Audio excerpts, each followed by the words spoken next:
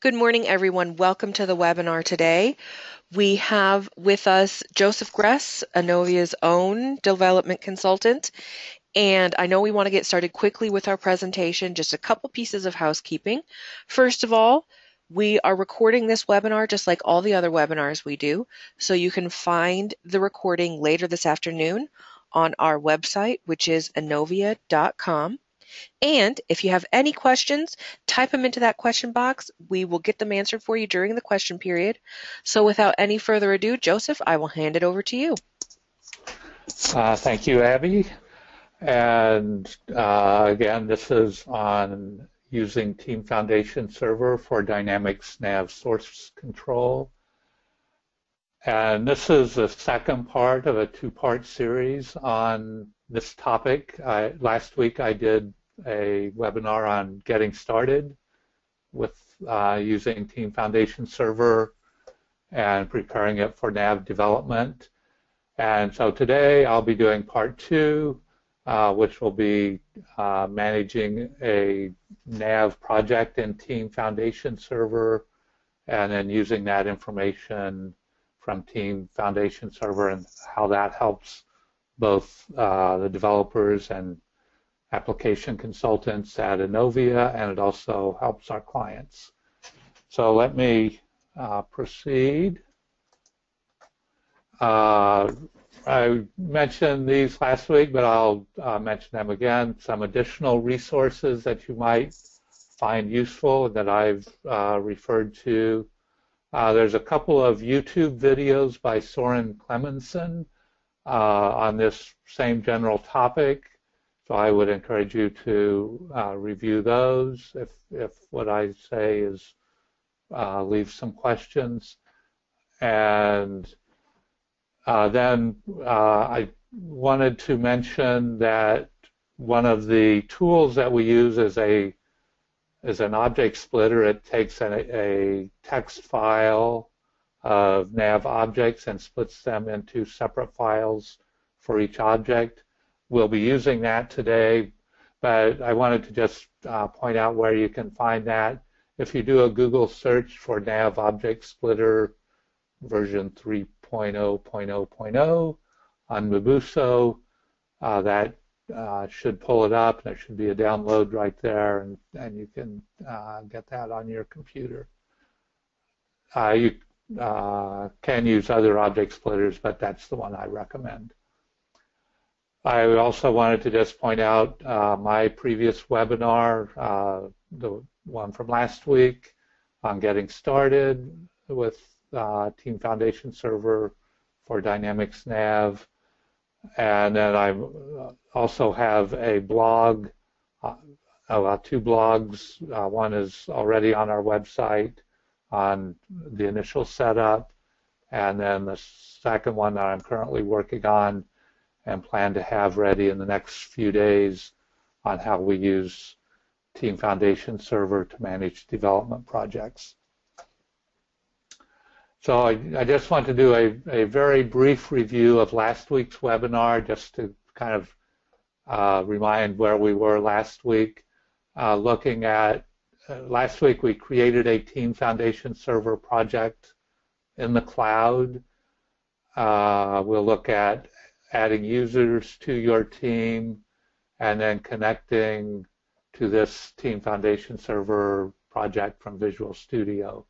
And again, I went into that in more detail last week, but let's just remind ourselves again this week. So let me bring up Team Foundation Server, and let me get that link. I have a link to the Visual Studio website in my last webinar that I'm going to use to get to the Visual Studio website. So that should be coming up in just a second. So if you go to this visualstudio.com website, this is the screen that you come to initially, And as we did last week, we can click on Getting Started for free, and that brings up this NAV project that we created last week. We could create a new project. I'm not going to do that again this week, but instead I'll go into this NAV team project. And for this webinar, I'm not going to use 90% of this screen. Most of what we're going to be doing is in Visual Studio, but I wanted to point out a couple of features. One is this team members. So if you are part of a development team, several developers, let's say you're for a company that uses NAV internally and then also has a NAV reseller that you work with who has developers that work on your project. One possibility would be that you would have all of those developers on a team that would have access to the source control in Team Foundation server for your company.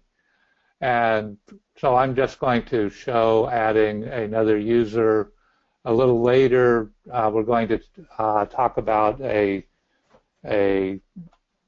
simple case study for a company called XYZ Manufacturing, a project for them. And so I'm going to imagine that XYZ Manufacturing has a developer, and his name is John Adams, and he's at xyzmanufacturing.com.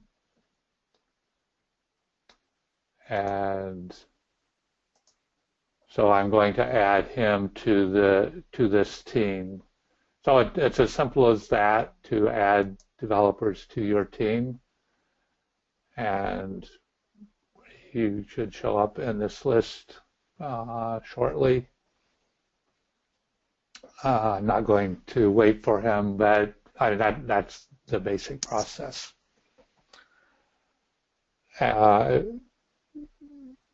The other thing I wanted to point out on this screen is there is an option to open in Visual Studio, and I'm assuming in last week's webinar I talked about the different versions of Visual Studio that it works on.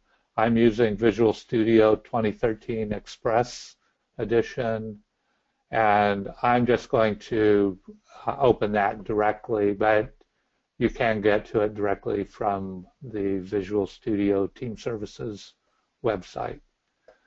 So I'm going to close that and switch to the Visual Studio website. I mean, to Visual Studio Express. And so when I open Visual Studio Express, if it's the first time, it may not be aware that I've created this project in Visual Studio in Visual Studio Team Services. So I may need to sign in, and so let me do that. And so I'll sign in with the same login that I used on the Visual Studio Team Services website. And so now I'm signed in, and then the other thing I need to do is to connect to the Team Foundation server, and because it's associated my login with that visualstudio.com website and the NAV team project that I had created last week. It shows up here, and if I double click on that, that opens up a Team Explorer window, and the window that I'm normally most interested in is Source Control Explorer. So let me go to there. And again, I went through this last week, so I'm going through it pretty quickly today to get to today we'll be talking more about topics like how you check in modifications that you've done so that they're in this Team Foundation server repository. Or how do you use that repository to, if you have an issue, how do you use that repository to investigate the issue? So we'll be talking about those more a little bit later. But I wanted to review this folder structure that I've created and expand it a little bit. This folder structure, you can set this up however suits your needs. I'm showing a folder structure very similar to what we use at Innovia Consulting. And so there's four folders I've created under this NAV team project. I have one folder for Microsoft, and under that I have a folder for the North American version and the worldwide version. Since we do have a few international clients, sometimes we need to go back to the international version, the worldwide version, but most of the time we're working off of the North American version. And there we have one folder for each major release of NAV, so NAV 2013, NAV 2013 R2, NAV 2015, and NAV 2016. And probably late this year, we'll need to create a folder for NAV 2017. I won't do that today. I will create a folder, but under the NAV 2016 folder, there we have, if I go to the view, right-click on that folder and look at the view history, there we have what are called change sets, and we have the base version of NAV 2016, and then each cumulative update. NAV releases a cumulative update every month. Microsoft does. So we have cumulative update 1, 2, 3, and 4. And then in a few days, the March release should be out, and we'll add that change set in. So if we wanted to see the difference between cumulative update 1 and the base version, we would just highlight those two versions and click on the compare button. Because there are quite a few, I'm not actually going to do that right now, but it's pretty quick, and we'll do something similar in a few minutes with other change sets. So that's the Microsoft part of the folder structure in Visual Studio. Now we also have a folder structure where we keep track of the different add-ons that we work with. And here I just listed a couple of them, Lanham and ChargeLogix. There are about 6 or 7 different add-ons that we use pretty commonly at Innovia. But this is a place where we can have the base code for example, for Lanham eShip, in NAV 2016.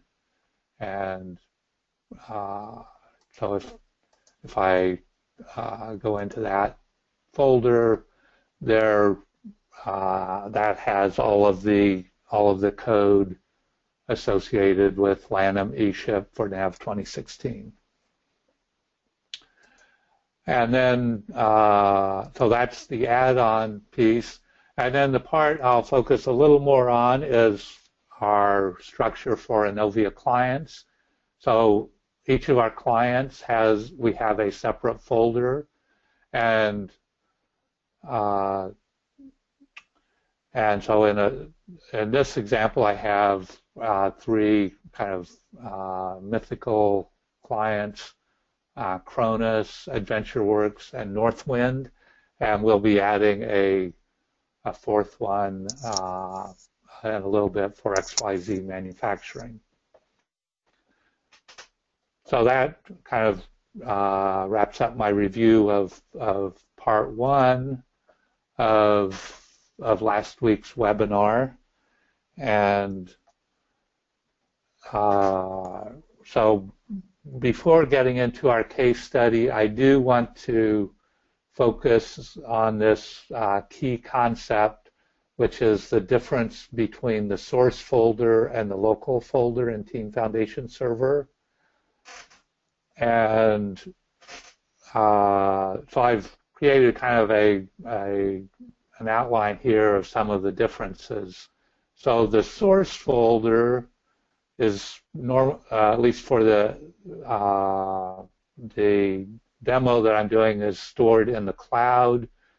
This is a server that Microsoft manages. This is the one that we logged on to on the visualstudio.com website. And in that source folder, Microsoft is storing an unlimited number of versions, and we call these change sets in Team Foundation Server. So about an unlimited number of change sets for modifications that are associated with a given project, or for our example, a given Dynamics NAV database. Now this source folder could also be you could host that on a server, on an internal server. You don't have to do that on the Team Foundation Server website, but I'm not going to go into that in any more detail. So now, in contrast to the source folder, we also have what's called a local folder, and this is stored on a folder on your workstation. And in this folder, you only have one version of the project, and you could think of this as a snapshot for Dynamics NAV. It could be a snapshot of all the objects for the NAV database at a certain point in time. And normally that point in time is kind of the current version or the latest version. So if we're talking about XYZ manufacturing, this would be a mirror of the objects that are in their live database. And I like to think of it as that the source folder is incremental, so a given change set only includes the changes associated with a given modification. In a little bit, we'll be talking about a simple modification.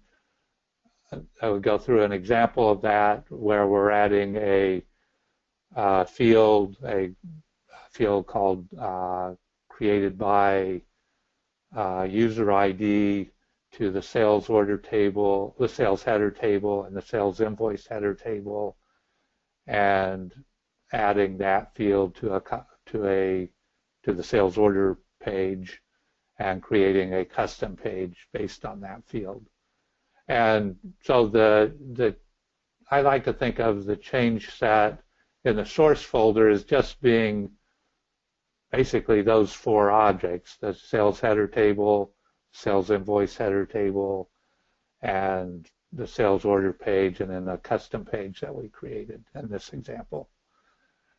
Whereas the local folder is cumulative, so it not only includes that latest change, but it contains all of the other objects for that that NAV database. So all of the other objects in the XYZ manufacturing database are included in the local folder.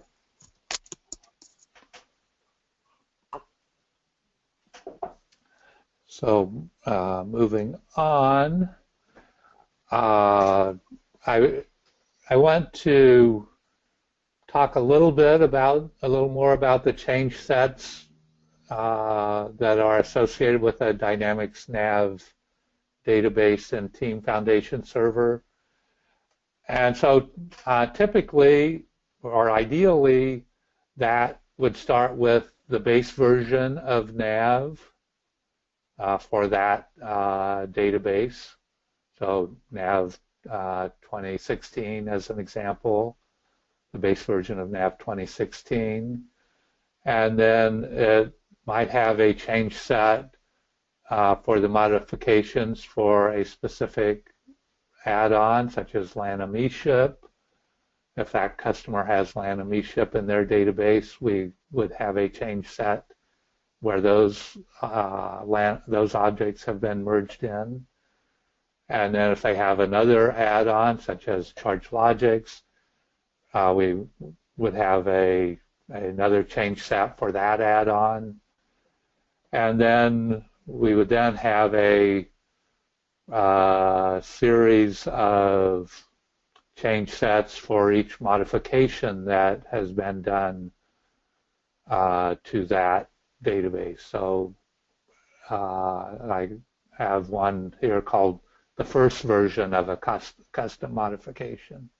And sometimes if it's a complicated modification, we'll do the modification, we'll put it into a test database, and we'll do some testing on it, and we'll find, oh, we need to do some more changes to it, and so we might have a second version. So that second version of that modification will be a second change set. And then we might then have another modification and more modifications, and ending up with the latest version, which contains all the add-ons and all the modifications. So that's kind of the structure of the change sets. So let me show this in real life. And so I'm going to switch over to another Team Foundation server. And this, I'm going to use a project that we've been working on at Inovia Consulting. We're calling this Flat Out DMS. And so we had this in NAV 2015 and now NAV 2016. And I'm going to point out three separate databases that we keep up. We have what we call our development database. So when we start a modification, we'll check our objects into here. Once the developer thinks that he's done all of his or her testing and thinks that it's ready or it's ready for the application consultant to review it, at that point we then move the modifications from the development database and we'll check them into our test database. And it's in the test database then where that's kind of our controlled test environment where we test and make sure that that the change set has everything that we need.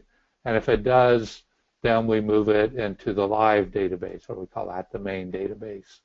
And so the idea is that we make sure that it's working in the test database and then move it to the live database. And the goal is that we won't have any issues when we do that, that it just adds some new functionality in the live database. So what I want to look at is, I'll look at the development database. I could use any of them, but if I right-click on that in Team Foundation Server and select View History, this shows all of the change sets. And it's actually in reverse order. And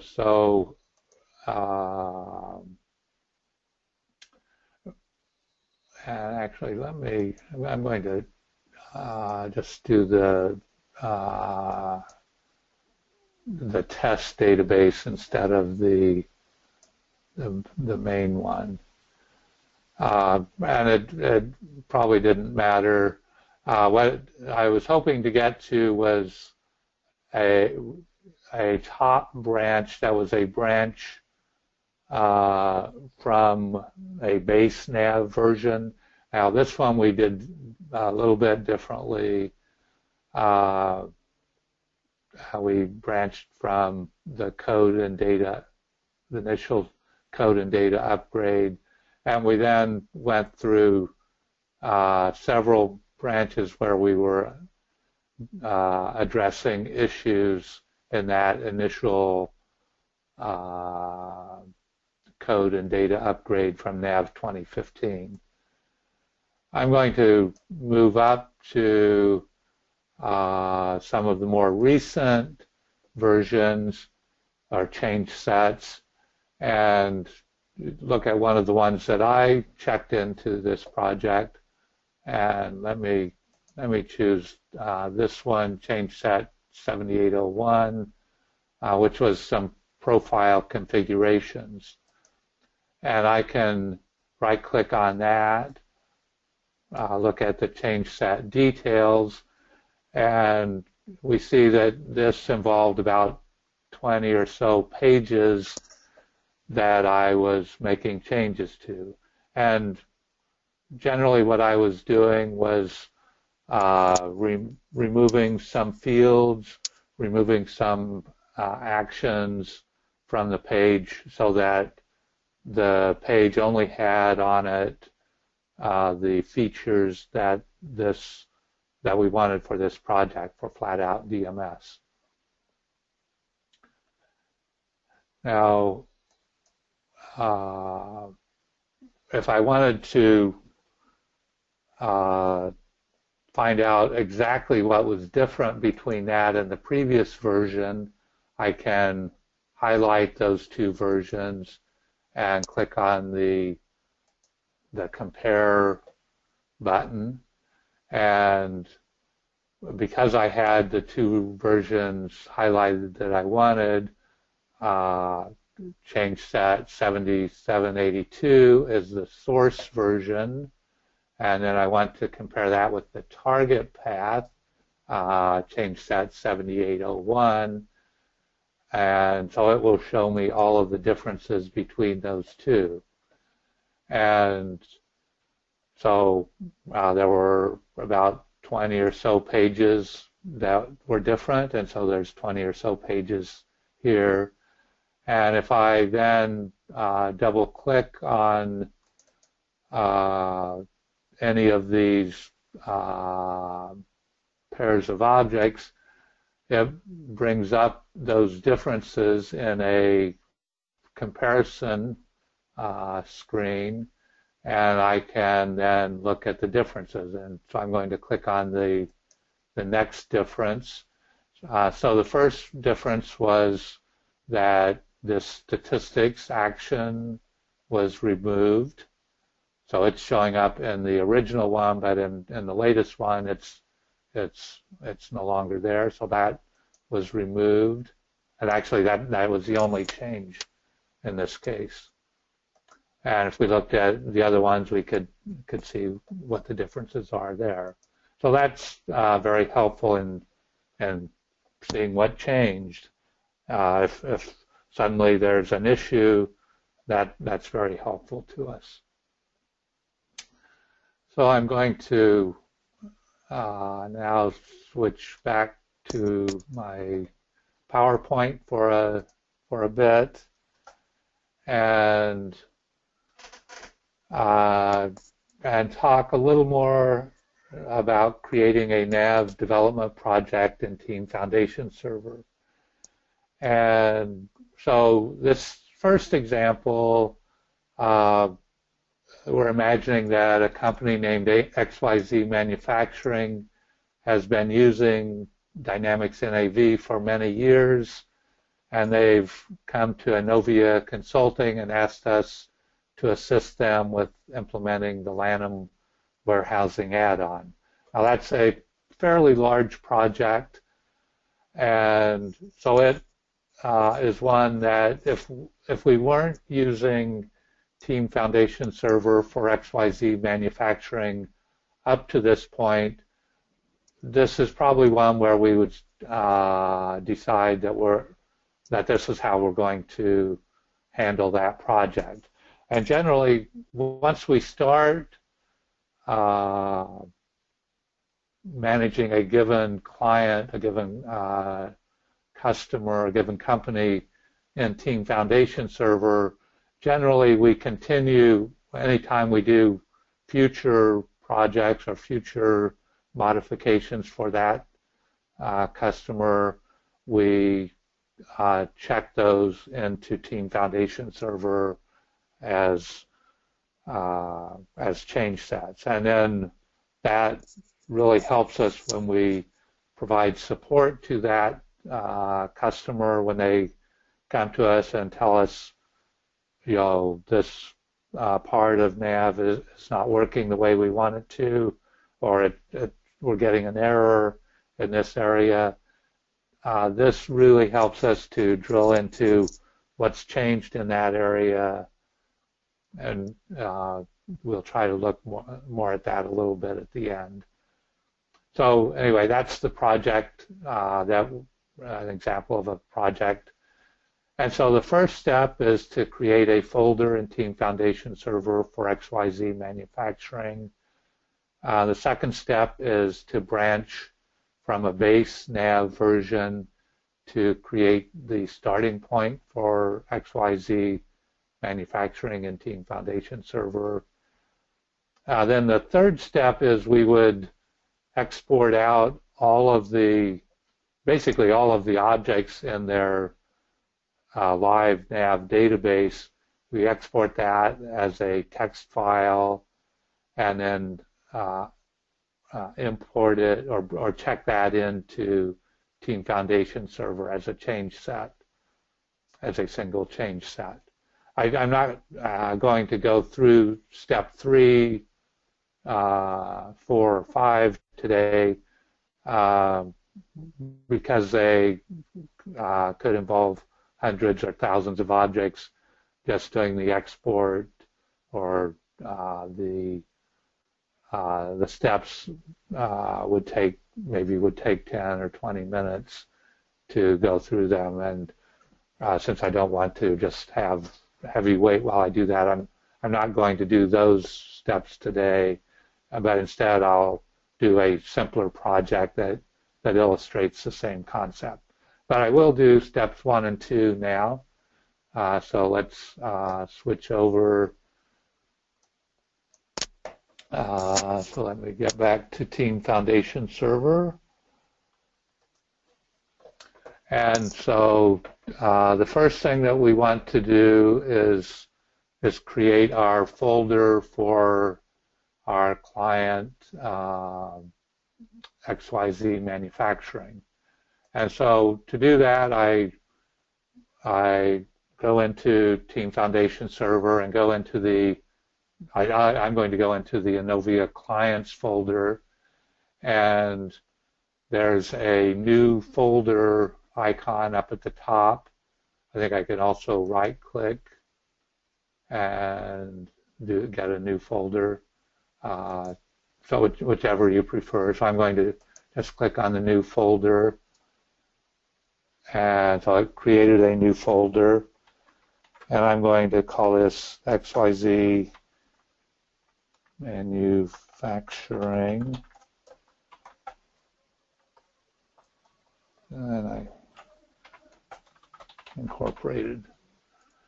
Okay, so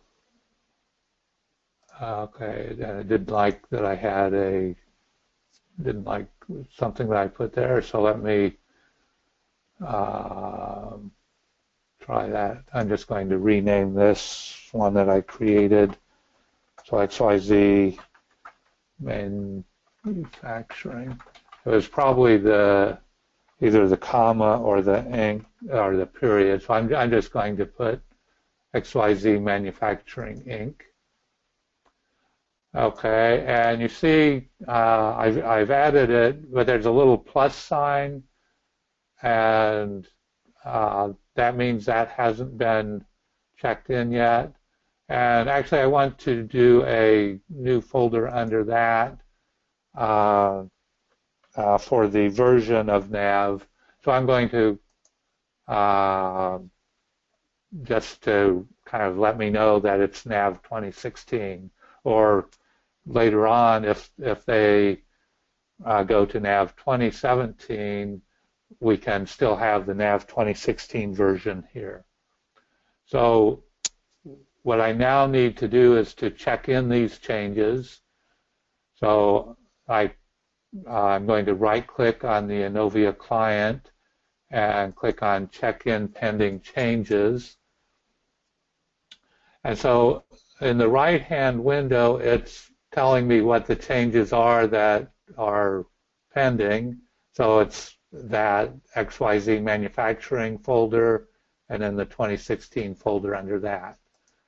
And so I'm going to put a description for that. And so I'm just going to call this Create Base Folders. And I'm going to check that in. And so now that's checked in.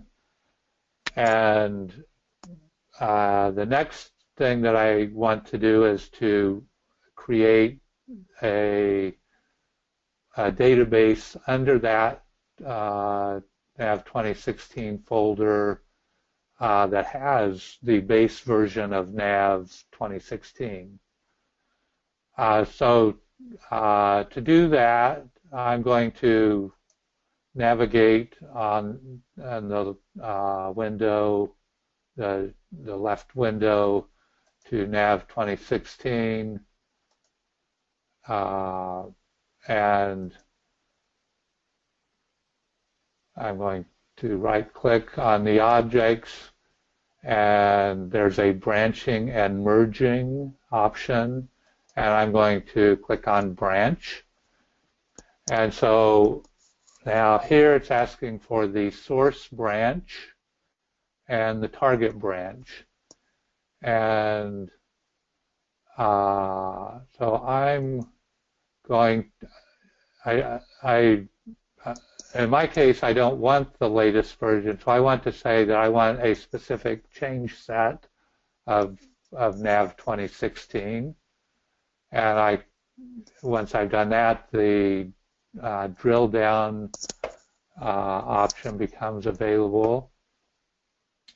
And it asks, okay, what change sets do you want? I'm just going to say, okay, show me all of them. And I'm going to assume for this client that they started with NAV 2016 Cumulative Update 3. So I'm going to say that's the change set that's my source.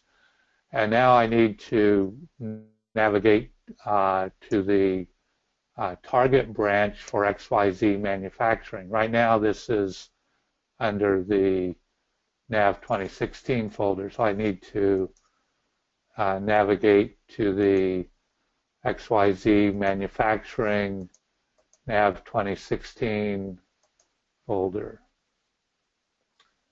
And then I'm going to tell it to branch and then say yes. I guess I need to add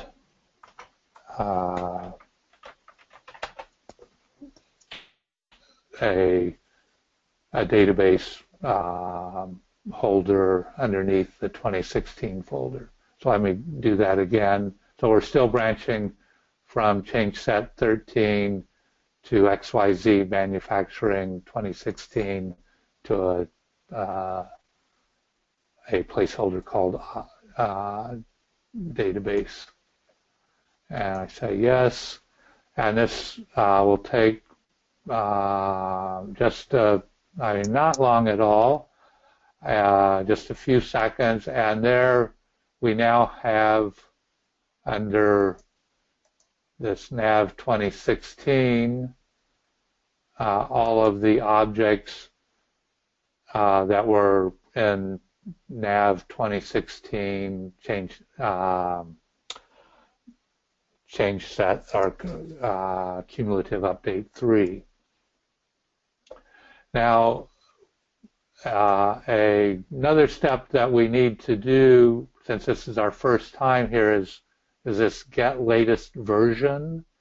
Right now, these objects are only in the cloud version or in the source version. They're not in the local version.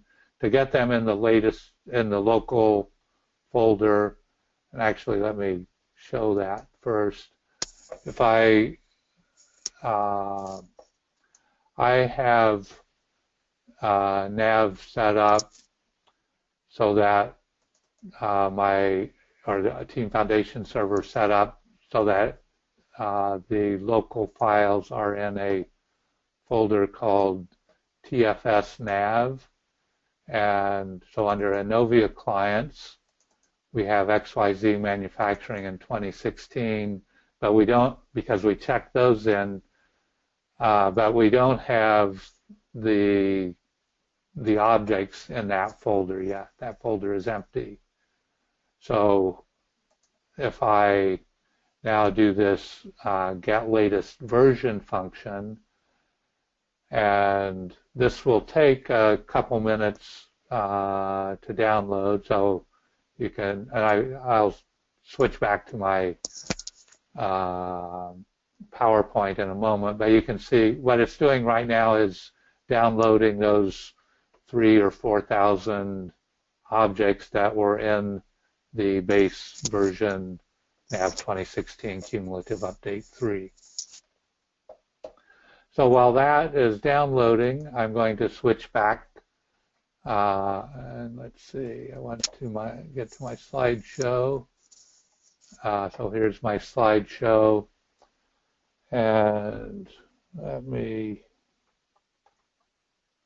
so we've just completed the step 2, branching from a base NAV version, and we've checked that in, and we're now getting that latest version on our local file folder.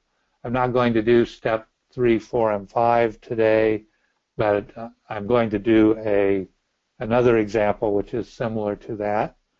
So, so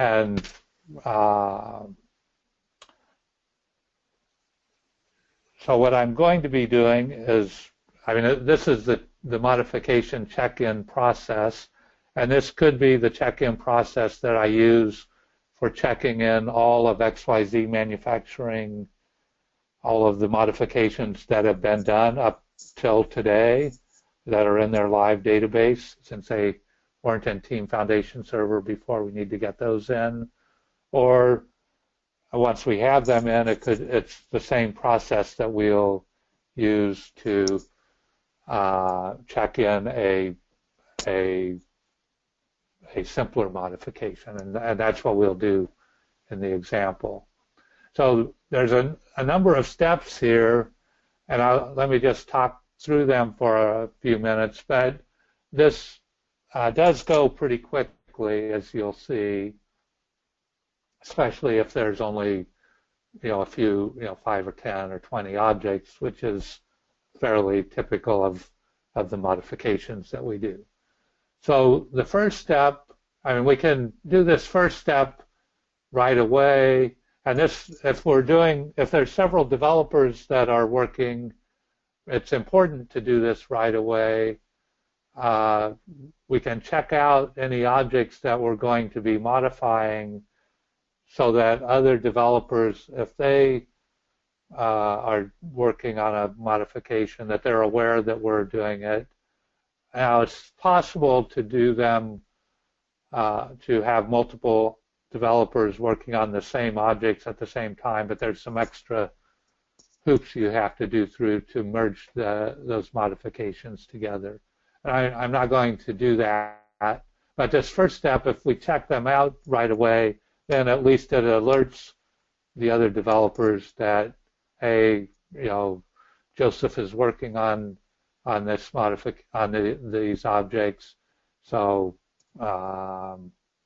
you might want to wait until he's done.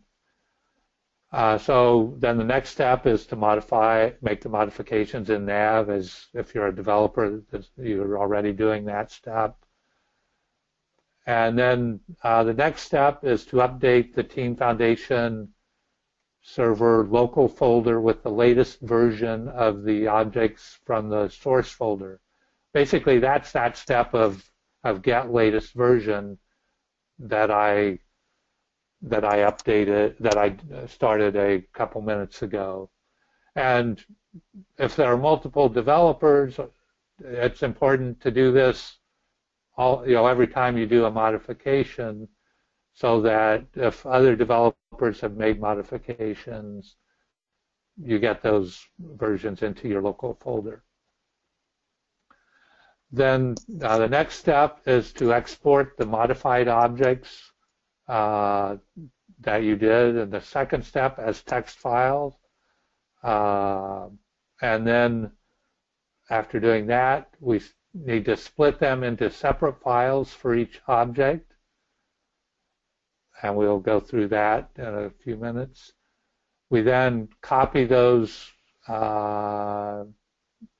separate object files into the Team Foundation server local folder, overriding any files that already exist. The next step is comparing all of the files in that local folder with those in the source folder. And so this is going to show you all of the changes that were in the objects that we changed. And this allows us to make sure that we're not inadvertently bringing in some changes that we did for testing purposes, or that some other developer did. So we can see exactly what we're bringing in. And then if we hadn't checked out the objects at the very beginning, we need to do that here. If there's any new objects that we created, we need to add them or indicate that they're going to be added to Team Foundation server, and then we check them in.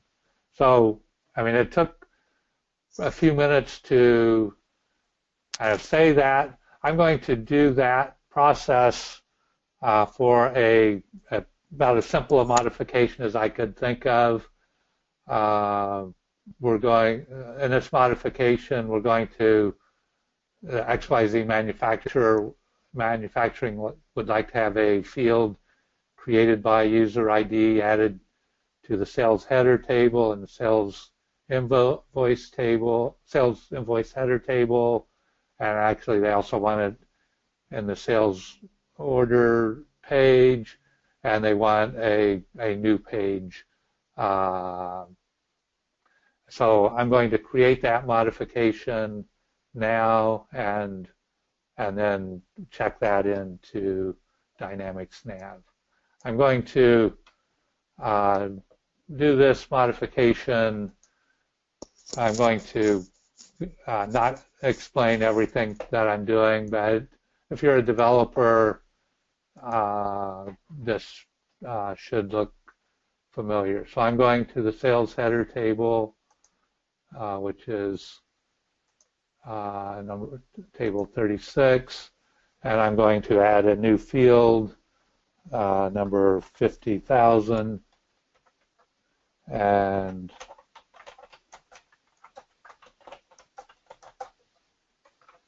I'm going to make that code 50 characters. I'm going to save that. I'm going to synchronize later. So I made that change. Actually, I want to save myself a moment. I'm going to copy that field, and I'm going to then put that in the sales invoice header table.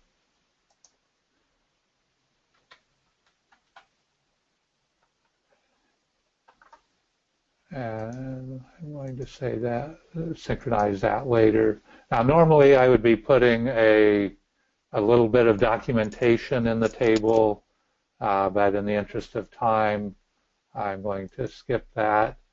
And then because I said that I wanted to synchronize later, I'm now going to synchronize those changes. That's something that's new. I think that was started in 2015 that you needed to do that. So that I've done that now. I want to add that to the sales order page. So let me just put that at the bottom of the general tab.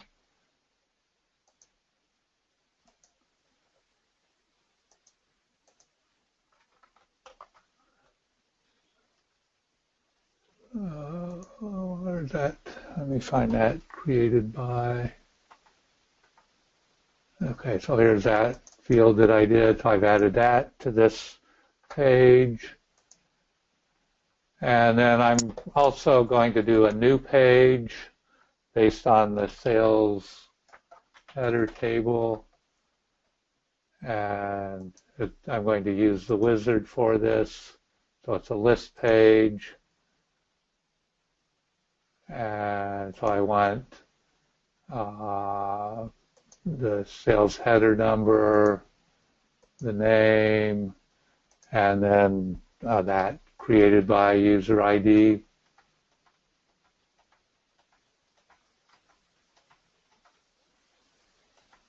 Okay, here it is. So a very simple page. And so I'm going to save that as page 50,000. And this is, let's call it sales orders with user. Well, actually, that page already existed. Well, that's okay. I overwrote it. So it existed because I was doing a little bit of testing before. So there I've created the modification. So now I'm going to, the next step was to export those files as text. So I'm just going to filter on objects that I've modified today. So we have the two tables and then the two pages. So I export that, and I'm going to just overwrite this file that I had in this objects table. So that we now have our text file in this folder C objects.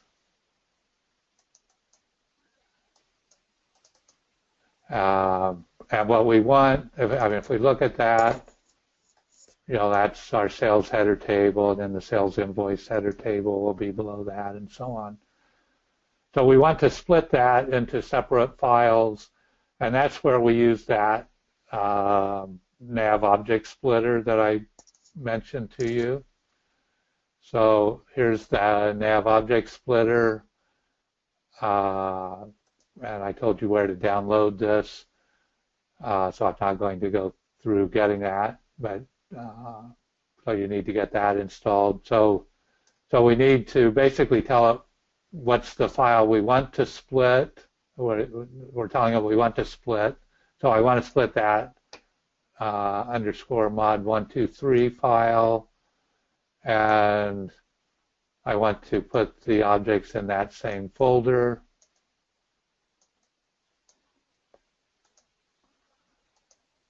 And so I then click on the execute. It just takes a few seconds, and there now we have these 2 page files and 2 table files. So these are the modified files.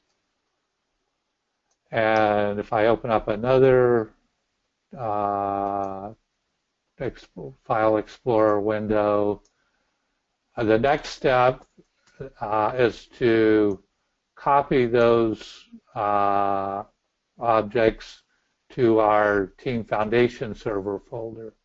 So if you remember right, a few moments ago we looked in this TFS NAV folder in the Innovia clients, under XYZ manufacturing, under database, and before there were no files in this folder, but now we have all of the objects that were in the base nav. So I just want to drag these files over to that folder, and on my other screen it's telling me that the destination file has 3 files with the same name, which is what I was expecting. So I'm going to tell it to replace those 3 files. So that has the files now in the Team Foundation Server local folder. The next step is in Team Foundation Server in Visual Studio to run a compare between the server version and the local version. Now, if I had run the compare a couple minutes ago, they should, after I did the get, they should have been identical. But now, if I run the compare, so I right-click, select compare, and then the source path is the dollar. So the dollar is saying the version that's out in the cloud, all of the change sets that are out in the cloud, NAV, Innovia clients, XYZ manufacturing, 2016 database, and the latest version of that that's out in the cloud. The target path is the local folder, CTFS NAV, Innovia clients, XYZ manufacturing, 2016 database. And here the latest version is grayed out because there's only one version. And so I'm going to select the defaults on the other check marks and say OK. And this will compare all of the objects. It takes just a minute, not even a minute to run. And there we see the 3 objects that have changed, as well as the one that we changed. So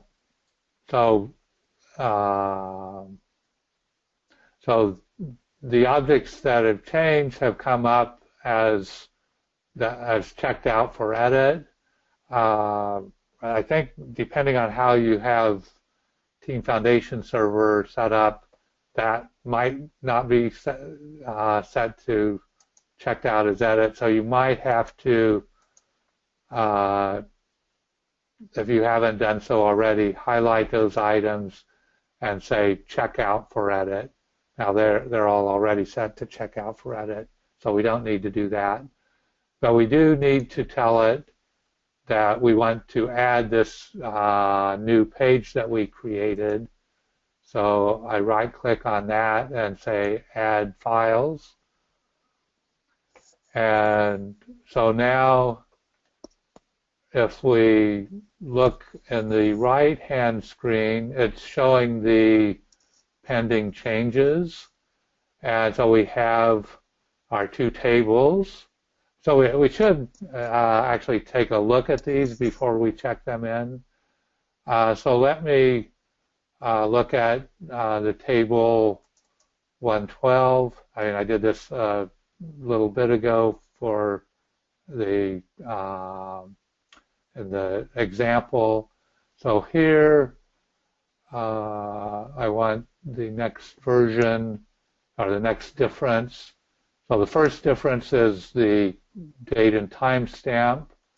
The next one is that we've added this field created by user ID, and that's the only change. So we normally at Innovia we would look through all of those changes and make sure that nothing extraneous had gotten in. I'm going to skip over that now and check those in. So normally our check-in, we would say modification, and then we have a modification number where that we already use. So we say modification 1, 2, 3, 4, 5, or whatever that number is, and then a description of that modification. So add created by user ID to tables. Let me call it to sales tables. So that gives us a fairly good idea of what's involved there. So I select to check in. It checks them in. So what just happened there was those local changes were checked into the source version for XYZ manufacturing that's in the cloud. And so if we now switch back to the source control versions, if I right-click on the database for XYZ manufacturing and look at the view history, there we have our original branch from the base version of NAV. And actually, when I checked that in, I should have mentioned that it was cumulative update 3. I can actually add that now if I wanted, and then it has the one that I just added. So let me just show making that change, just so that, because we want our documentation to be clear. So I double-clicked on this, and on the right window it shows the description. So I'm going to change that from NAV 2016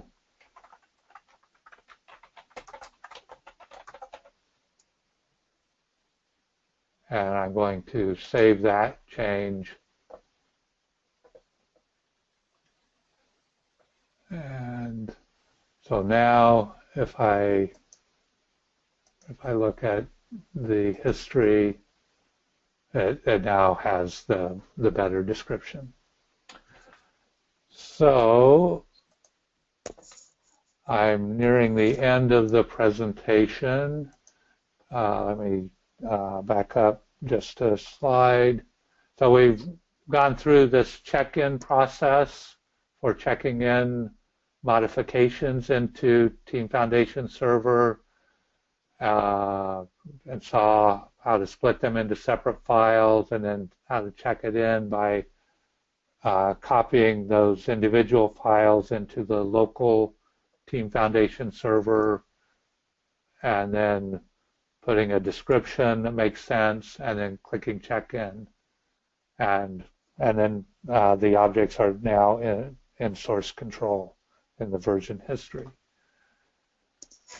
So I want to spend just a few minutes, I'll try to keep this to about 5 minutes, of how we use that information in Team Foundation Server.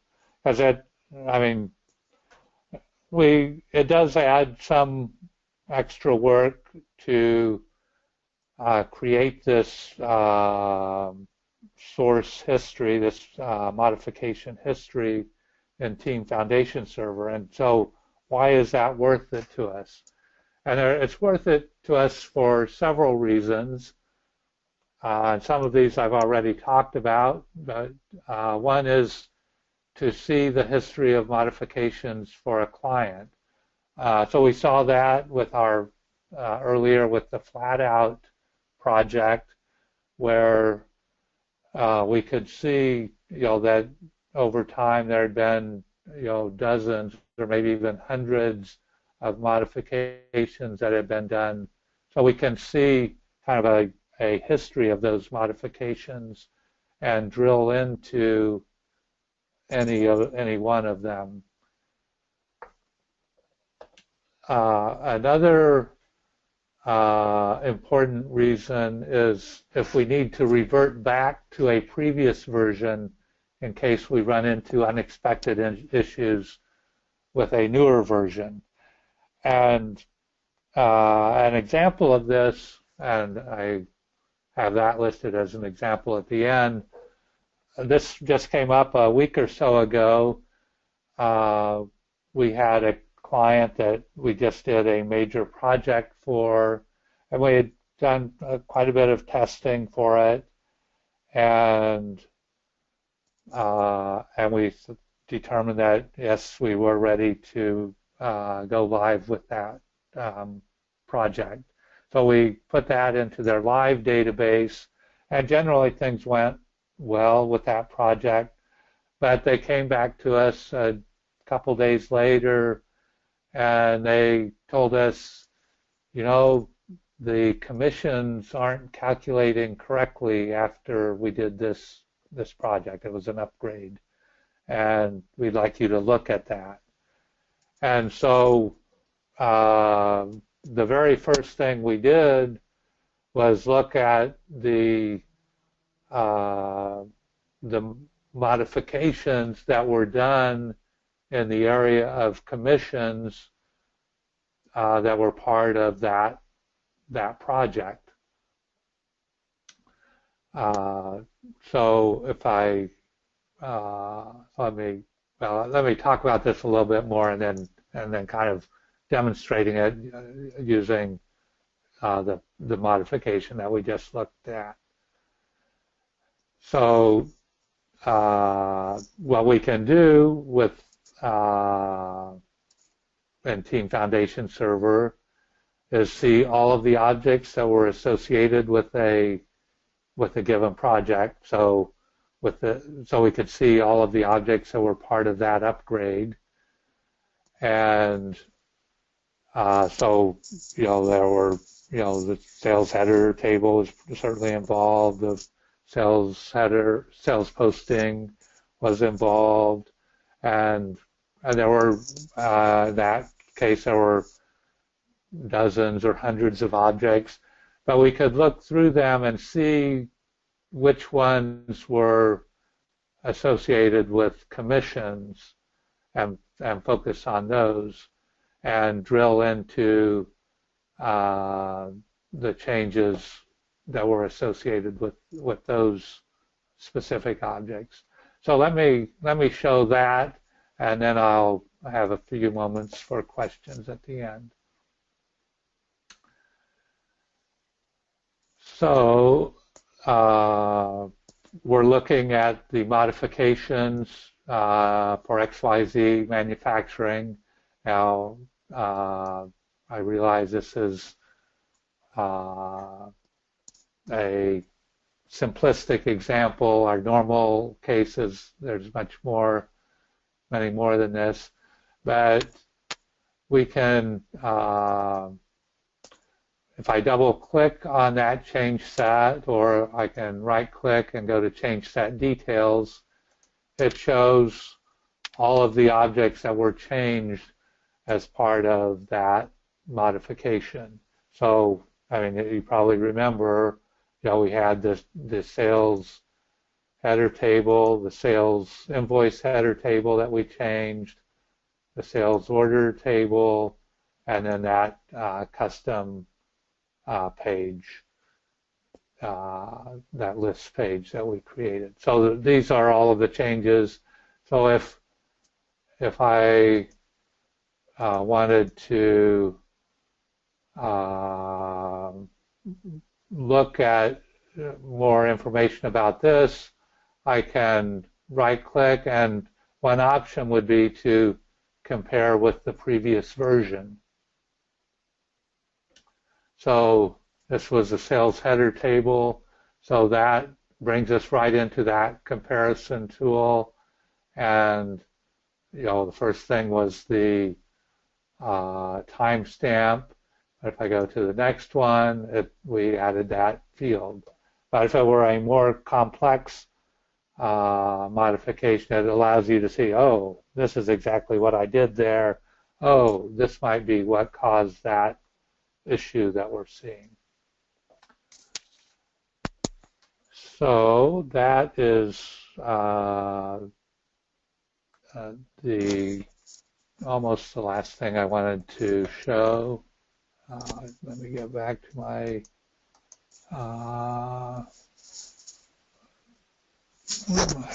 slideshow.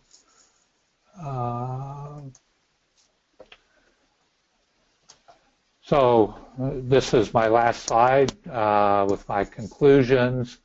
So the things we talked about today was reviewing, getting started with Team Foundation Server, and preparing Team Foundation Server for NAV development. So adding in the folders into Team Foundation Server, adding users in, so the different developers that would work on the project, doing the branch to get our base version. We did the example of doing that. Then we discussed the example of creating a new project in Team Foundation Server for managing a NAV project. We talked about two different projects, a major project that would involve hundreds or maybe even thousands of objects. The example we talked about was implementing Lanham eShip. But then we actually went through in detail a simpler example of a simple modification. And then we wrapped up by looking at using that information in Team Foundation Server.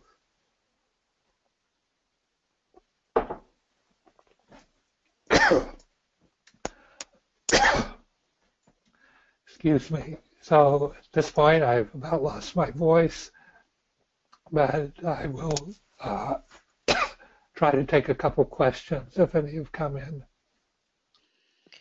We do have just a few questions here, Joseph. The first one, what does it cost to get started with Team Foundation Server? So getting started with Team Foundation Server is free. It's free for up to 5 users. So if you have an account with Microsoft, you can go to the Team Foundation Server website that I showed you at the beginning of this webinar, and create your own Team Foundation Server project, and you would be the first user. All of that is completely free. and you can use Visual Studio Express, which is free. Now, there are some costs if you have a large development team and you want to share code with more than 5 users. You have more than 5 people on the project, then there's a small monthly charge. It's just a few dollars a month for that. And then there's some other services that you can use, which I didn't talk about today, that there are charges for. But other than that, it's all completely free. So that shouldn't stop anyone. Okay, Any great. other questions? Yes, we have another question. Can I use Team Foundation Server for other things besides managing NAV code?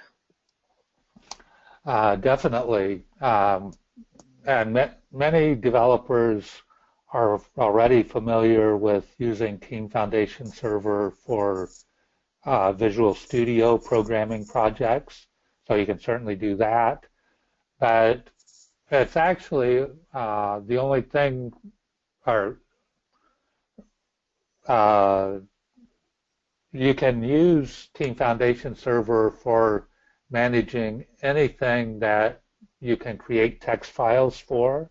So if you have PowerShell scripts that you use for automating different IT tasks, you can do that. If you have batch files that for automating tasks, you can include that in Team Foundation Server. If you have setup data, maybe as part of a go live project or an upgrade, you might have some data that you need to import. You can put that into Team Foundation Server and check it. That the check-in process is exactly the same as what we did for checking in NAV objects. We just don't have to do the export as text file and then the split. We just start with the text files we want, copy them into the folder that we want in our local folder, and then check them in. So it's as simple as that.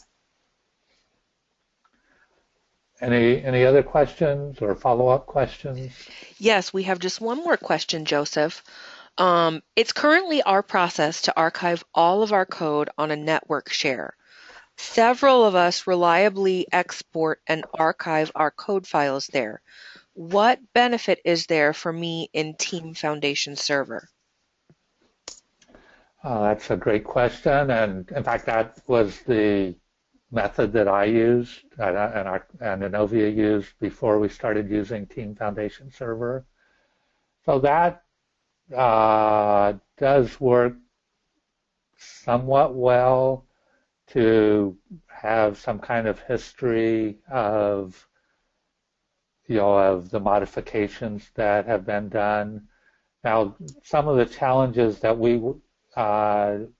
ran into with exporting the modifications into a network folder is one is seeing the order that modifications were done in.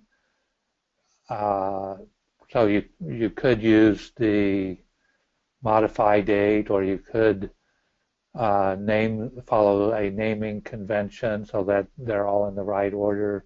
But that was sometimes an issue. But another issue was being able to quickly see exactly which objects were associated with a given modification and what the differences were between those objects and the previous version. So if you remember when I showed that compare to previous version for a change set, and it showed I mean, it was very easy to see, to drill into exactly what changed between the two versions. It was much harder. It's still possible to do that if you're very diligent about using a network share, but it's much easier doing that now that we're using Team Foundation Server. So does that answer your question, or are there any other questions? Those are all of our questions, Joseph. So we want to thank you for your presentation, and of course we want to thank our attendees, and we hope to see everyone on our next webinar. Okay, great, and thank you, Abby, and thank you everyone who attended.